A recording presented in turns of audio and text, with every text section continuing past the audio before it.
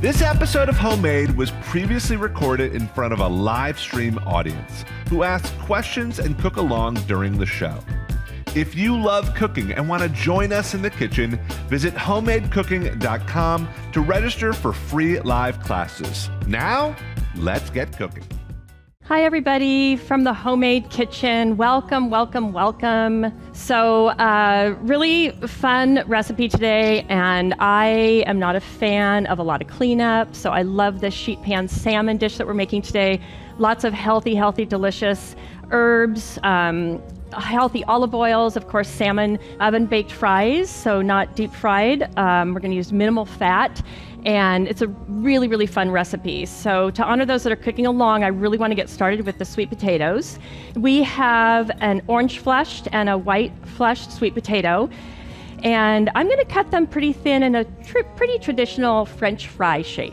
So these are cut. I love to use both the white fleshed and the orange fleshed because I think it's pretty. And as we have talked about before, eating the rainbow is good for our bodies. So 2 different colors is nice. So those are going to go into the bowl, and I'm going to add the olive oil, smoked paprika. This is really nice in this recipe. Onion powder and garlic powder I combined ahead of time, so that goes in next. And then we have the little bit of salt, not too much. We're going to cook these for a while in the oven, and a little bit of black pepper. And then I'm going to mix that up and pour it over the potatoes. I've got my oven preheated ahead of time. It's a high temperature, so it's important to preheat the oven ahead of time. And a little trick to get all of that spice, very flavorful spice, out of the bowl. Instead of dirtying a spoon or rubber spatula, I'm just going to take some of the vegetables and get all of it out of there. And then take my very clean hands once I have all of that out and just toss. And this way, I find you get a little more even coating with the spices and seasonings. Important here is that we spread them out so they're not touching. So we need heat, 425 degree, pretty intense heat, all the way around so we get nice golden caramelization, which is the browning of the sugars, all the way around. If they're touching, they're going to release moisture into each other, and they're going to have a really difficult time browning. So don't spend a whole lot of time like strategically spreading them out, laying them down one by one. Just kind of scooch them around a little bit so that... What's important is that they're in a single layer. Absolutely. Thank you, Chef Kat. You're awesome. I'm so glad you're here. Thank you for that. Single layer. Super, super important. And then, as the recipe says, it's nice if you have a little bit of spray oil around to just give it a little spray. That's a powerful can of oil, and then into the oven they go, okay? So these are going to take at least 15 minutes, probably longer. So we'll keep an eye on them, and then about halfway through cooking time, we will give them a toss. So the next item is the salmon.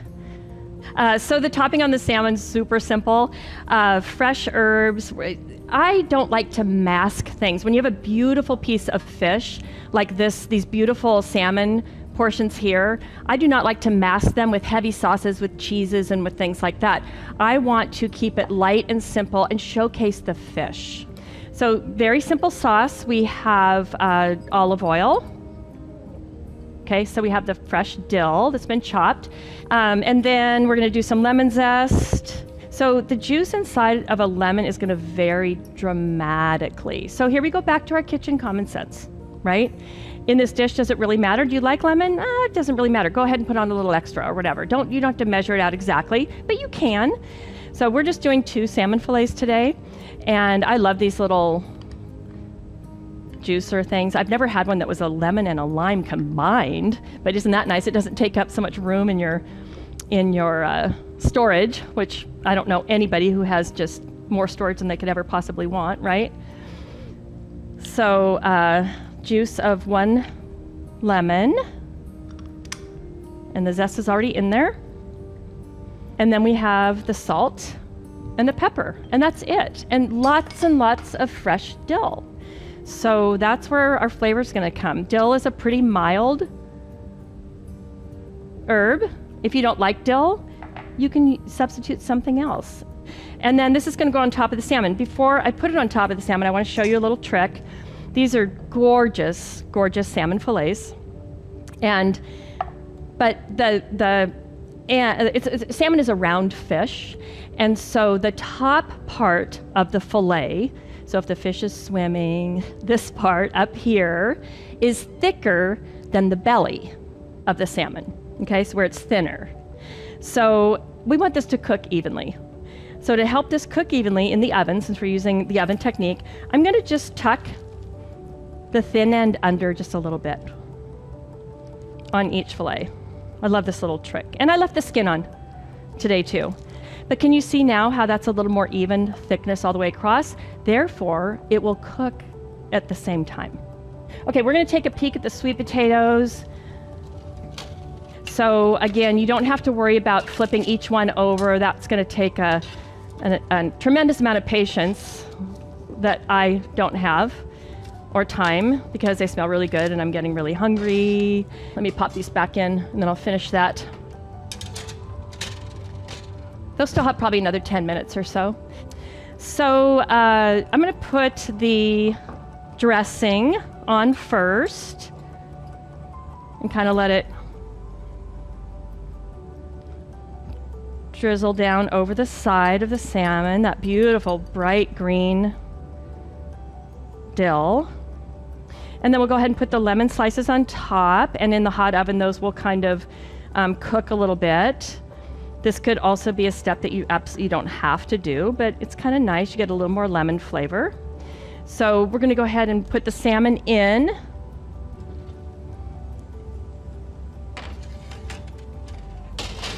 And I'll take a peek at that in about 7 minutes. I'm going to add the asparagus. I've washed it ahead of time, and the way I like to trim asparagus is I don't like to just take a knife and trim the ends. I like to snap the asparagus, and where it snaps is where it's tough, and this is tender. That's been my experience, and this is pretty true. This works pretty well for me. So we did some of this ahead of time for the sake of time today. But I just snap it. I also like using that method. You do this too? Mm-hmm. Yeah. So I'm just going to sort of nestle the asparagus around the salmon, not too close. It's going to pick up some of the seasoning and the flavors from the salmon, and it smells delicious. And then the recipe doesn't call to add any extra oil, but I'm just going to give it a little squirt with the spray oil since I had that out and available, just to kind of move it along a little bit. And I think this is going to be perfect. Again, I like my vegetables a little crispy. I like my salmon a little underdone. We eat salmon raw as long as it's safe salmon. If you're going to eat salmon medium rare or rare, you need to make sure that it has been frozen. We want to make sure. Recommended cooking temperature for salmon is 145 degrees. So if you have a thermometer, it's difficult, to be honest, it's difficult to temp the inside of a salmon fillet, especially in the preparation like this. It's just not very thick, and it's difficult to get an accurate internal temperature. So I'm just going to say common sense experience. If you see a lot of the white proteins coming out, sometimes you see these little white dots on top of the salmon as it's cooking. That's the proteins cooking, and they're actually coming out of the fillet. That means you probably really want to get it out of the oven and maybe off the pan, because it's done at that point. So ideally, I love recipes that say, before the smoking point or before this. It's like, well, how do you know if it's before? So I want to tell you, before those white proteins start coming out, that's when you want to take it out of the oven. So it's experience. So I'm thinking maybe about another 5 minutes on this, and our potatoes, things are going pretty well here at Homemade today, right? Why do I say that? Why do I even say things like that? Don't want to jinx it, right? But things are going well. Okay, so that is going to be delicious. So we're making an Argentine sauce, traditionally, called a chimichurri. Chimichurri. That's kind of a fun word to say. And you can make this by hand using a cutting board and working on your chopping skills, or you can use a small food processor. So either one works. So in a chimichurri, traditionally, it has a hearty herb like an oregano or a marjoram. And you can use, it's my feeling that you can use oregano, fresh oregano and fresh marjoram interchangeably. I like fresh marjoram because fresh marjoram they actually call it sweet marjoram sometimes, and it has a little more of a sweet smell. It's still earthy, but a sweet smell, whereas oregano has a tendency to be a little more earthy and a little more spicy. And the sauce is super simple, food processor or a small bowl. This is gonna make a lot of sauce, but it keeps a long time. I made some of this last week and it's still in my refrigerator, and I just put a little bit in soups and even in salad dressings, it's a nice base for salad dressings. So it'll last a long time. It's in olive oil and acidic. We're going to use red wine vinegar, so either lemon juice, which you could substitute, or red wine vinegar is traditional. So I have 2 tablespoons of red wine vinegar, and you just keep it in a little jar, a little pitcher. And then I'm going to let the machine do my chopping for me with my herbs. So a lot of fresh parsley. It's been washed. Most of the stem off. The machine's gonna give this a nice puree, so you don't have to be so tedious with all that. And let's go ahead and add the fresh leaves, fresh marjoram, and then garlic. This is a head of garlic.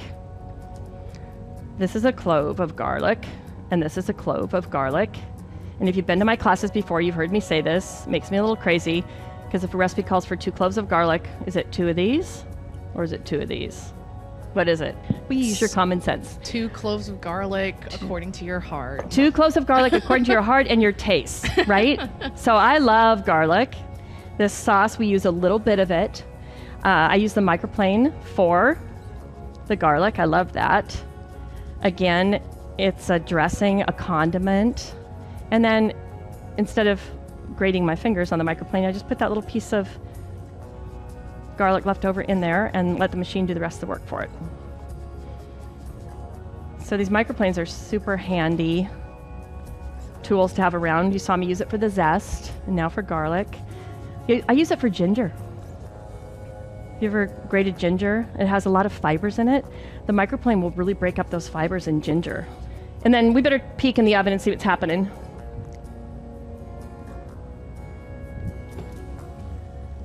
I love all of these fresh herbs we're using right now. This is perfect. Yes. Perfect. Okay, so I'm going to finish the chimichurri, and then we're going to plate. And then you know what we get to do? Eat. Okay, so let's put this somewhere safe. And we're just going to let that settle a little bit. It's going to stay hot for a few minutes, so no worries there. Chili flakes. You could do fresh chilies. Some Thai red chilies, bird chilies, something. Go easy. You can always add more. You don't want it to be too hot. But chimichurri should have just a little bit of a kick to it. A little bit of salt. You can always add more. And a little bit of pepper. And then the recipe I'm using is a traditional recipe. But I'm going to add just a tiny, tiny bit of honey that the recipe didn't call for. Because everything is so tart. The sweet potatoes will have a nice little bit of a sweet flavor. Barely any, but I just don't want everything to be, this will just offset the sauce just a little bit and add just a little bit of sweetness. So honey, maple syrup, I use maple syrup a lot as a sweetener. Not substituting like in a batch of cookies or something, but just to add to salad dressings and things like that. I think it's a delicious sweetener. Agave, there's lots of things on the market now that we can use to just add a touch of sweetness. And then we'll give this a little puree. And it should come out really nice and vibrant in color. Scrape the sides down if you are using a machine.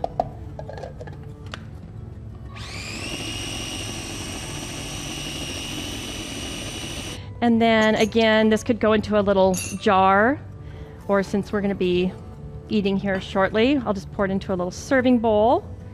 So folks could add their own. And again, that'll keep for a long time. And feel free to add any additions, things that you like. A little less garlic, a little more, a different spice. Okay, so we'll check those sweet potatoes, and I think we're ready to put a plate together.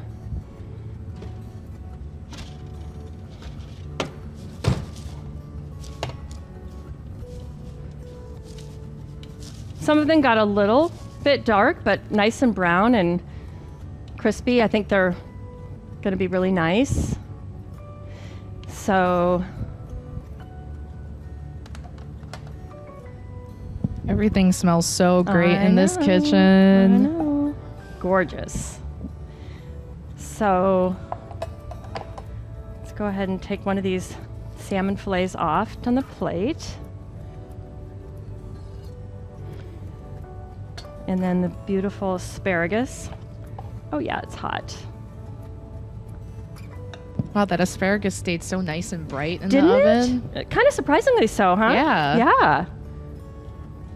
Like I said, there's good stuff in the air here at Homemade today. Loving it. And everybody is very excited about all the little tips and tricks and knowledge that you have. I'm so glad. I hope I don't run out. Oh my gosh, I don't believe you could. Wait, I think I'm out. Oh no, I'll have to go work on some. And then, look at how pretty these are. All the colors. Yeah, and what a nice addition. Like, something that's so delicious and healthy, but tastes so kind of decadent.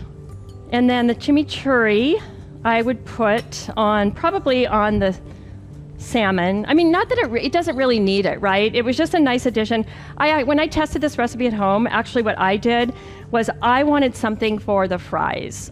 Personally, the plate doesn't need a darn thing. There's so much flavor, so much going on. And the spice in the fries is so delicious in flavor and so many elements to it that you don't need anything. But I wanted something, and I didn't want it to be mayonnaise or ketchup or something that you would typically eat with a French fry that would sort of negate this beautiful, simple, showing off the flavors of all this fresh, delicious food.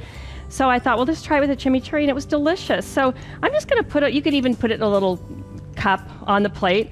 I'm just going to put it down here because I think it's delicious. Think of it with asparagus. You know, all this beautiful herbs and garlic, delicious with the asparagus, delicious with the fries, delicious with the salmon. I mean, it kind of goes with everything and sort of ties the plate together. And also using some of those fresh herbs that you bought already and you have, just incorporate them into the sauce, and then the whole plate kind of ties together. So, and then it's pretty nice, right? Nice looking plate. Beautiful, lots of different colors. It looks so yummy. So let's see how the salmon, it looks like the proteins are just now, as it's sitting, starting to come out. It's super moist and flaky. So it's flaking, it's not firm anymore. So salmon, you should cook it until it flakes. You don't want to be cutting into it like a steak, right?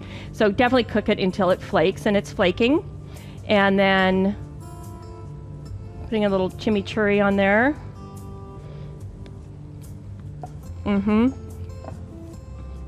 It's really good. Oh, we've got another plate here. Let me see. Oh, that's beautiful. That Fries also on the looks really side. good. That's kind of a nice idea to put the fries off to the side so they don't get soggy. That's gorgeous. Nice work. Good job. So that's delicious. And then to dip the fries into that chimichurri. And again, the plate doesn't need anything. This was a little addition, just showing you how to use up some of the extra herbs at the end if you had any leftover. So good. So good. Well, thank you so much for joining us today.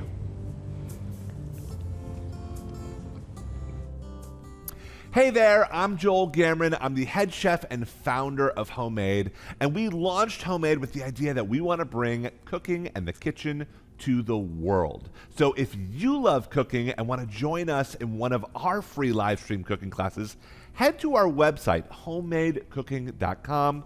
That's homemadecooking.com to register today.